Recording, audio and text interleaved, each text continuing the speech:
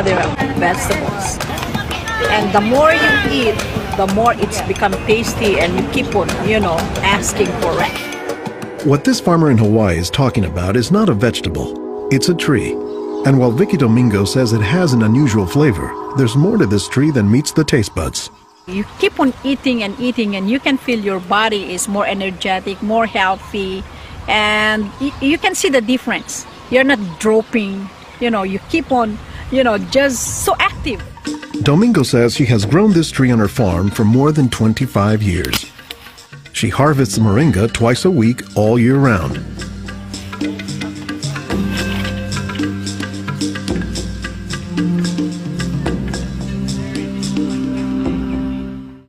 Domingo says there are many nutritional and medicinal uses for moringa.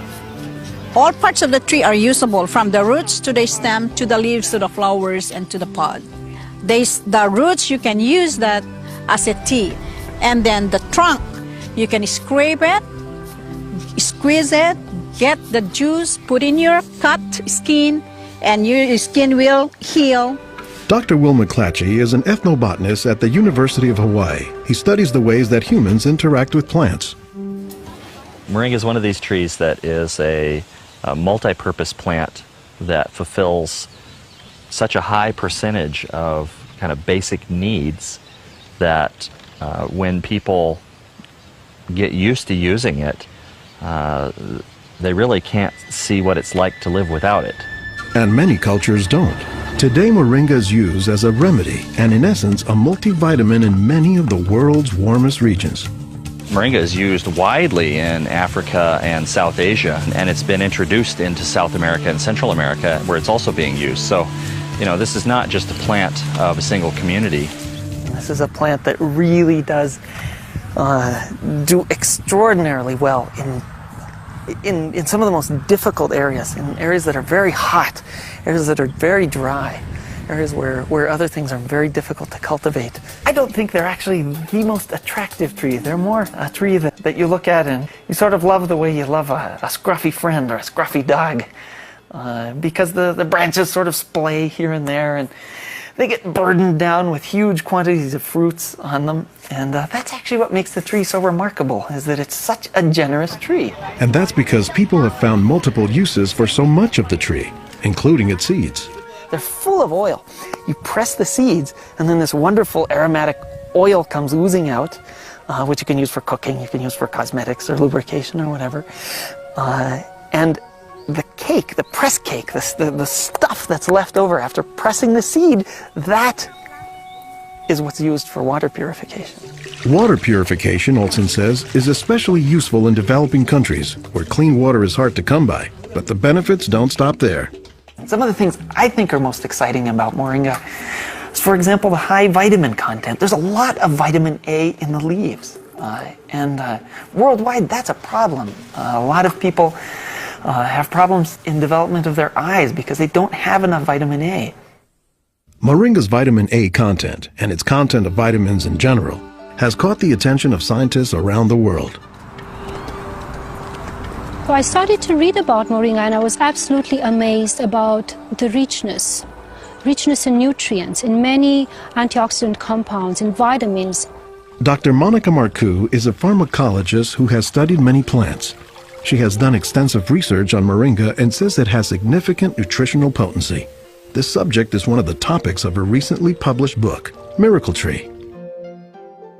To me, it was just a natural pathway from my scientific background and my love for trees to writing this exciting book on one of the most exciting and extraordinary trees of our world. Marcoux spends much of her time looking at trees and plants, both as a pharmacologist and as an artist. While Marcoux, the nature photographer, is grabbing shots of plants, Marcoux, the pharmacologist, says she has a bigger concern. We are having an epidemic of cancer and cardiovascular diseases and many other chronic diseases. It's because we basically do not eat what we are supposed to eat. Most of the plants are famous for a particular type of nutrient, like for instance the orange or the lemon is famous for a high content of vitamin C. The spinach, for instance, on the other hand is famous for its iron content. Moringa is very unusual because this single plant contains a wide variety of nutrients, but also in quite very high amounts. Markar says this concentration of nutrients combined with low calories and low sodium content makes moringa an ideal energy food or supplement that can help offset the typically unhealthy Western diet. Many of the Westerners are also deficient in antioxidant and anti-aging substances that are mostly found in plants. Antioxidants, according to the National Institutes of Health, protect the body's cells and may prevent cancer. And Markar says moringa is a treasure trove of antioxidants that happen to work hand in hand. Antioxidant substances and antioxidant vitamins work together in the body. For instance, it's known that selenium works better in the presence of vitamin E. Moringa has high amounts of selenium and has also vitamin E. Moringa is well known for being a good source of leafy green vegetable protein. And you don't get a lot of protein out of many vegetable foods other than like beans and things like that. So getting it out of the leaves is really a big deal. And while there are a few other plants like soy that are protein rich, Olson says moringa is special. I have a lot of food allergies. I'm allergic to wheat, I'm allergic to eggs. Soy tends to be a fairly highly allergenic food. It causes allergies easily in many people. We think that this is because of the form that some of the proteins are in soy. They're apparently in a form that's very simple and fairly easy for the body to assimilate in moringa. According to the United States Department of Agriculture, moringa contains 18 of the 20 amino acids, building blocks of proteins that are found in the human body. And says Markar, moringa is one of the few plants that contains all of the essential amino acids. Moringa contains all the 9 essential amino acids that actually we cannot produce.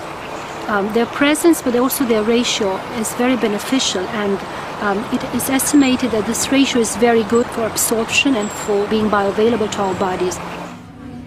In most of sub-Saharan Africa, any baby has a 20% chance of dying before he reaches the age of 5. In some countries, up to 40%. And even those who survive past the age of 5, up to half or more will suffer from malnourished physical and mental development. As the former regional representative for Church World Service in Senegal for 16 years, it was Lowell Fugley's mission to help local clinics develop ways to save children at risk to malnutrition. So Fugley went to work, both planting moringa trees and, more importantly, educating healthcare workers on how moringa can help stave off malnutrition. Regarde tonton. Regarde celui-là. Regarde tonton. Tu as vu? Non, non, celui-là même. Pour le moringa. I was trained in 1998, and right away we saw the virtues of using moringa because of its very high nutritional value. So we began using it right away on an experimental basis. Après la formation, con le moringa. Healthcare workers learned to grow their own moringa trees, dry the leaves, and pound them into powder, maintaining all the nutrients. Nursing mothers were taught to add a spoonful of moringa to their food morning, day, and night to increase their milk production. They were also told to add moringa to all of their family's meals. As people changed their habits, Fugley says the results were clear, especially